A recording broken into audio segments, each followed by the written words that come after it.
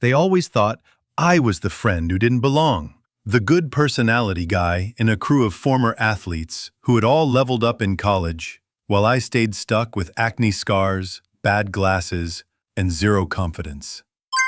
At parties, they paraded me around like a mascot, joking about setting me up with their cousins, or making fake dating profiles as a favor. To them, I was the punchline. That night at Mercer's, our favorite sports bar, was supposed to be just another round of humiliation. My friends had spotted a striking blonde waitress, the kind who looked like she'd been carved straight out of a fashion magazine. Within seconds, the usual contest began, bets on who could get her number, who could charm her first. They were hyping themselves up like gladiators preparing for battle, even telling me to stay quiet so I wouldn't ruin their chances. We waited nearly an hour just to be seated in her section. They smirked, flexed, adjusted collars, rehearsed pickup lines.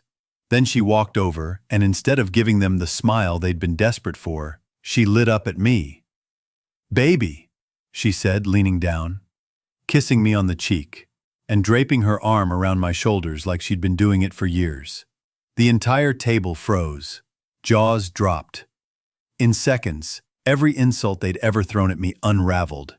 She laughed that beautiful laugh they'd been drooling over and called them out one by one for making Grindr profiles, for mocking me, for betting on my love life. Their bravado evaporated as she told them we'd been together for 6 months, that I practically lived at her apartment, that I was the sweetest, funniest, most genuine guy she'd ever met.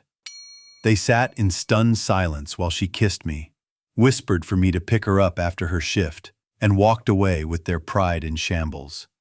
That night, I didn't just stop being the ugly friend. I became the proof that they'd been blind all along.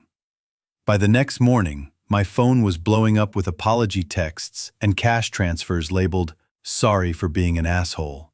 None of them have made a joke since.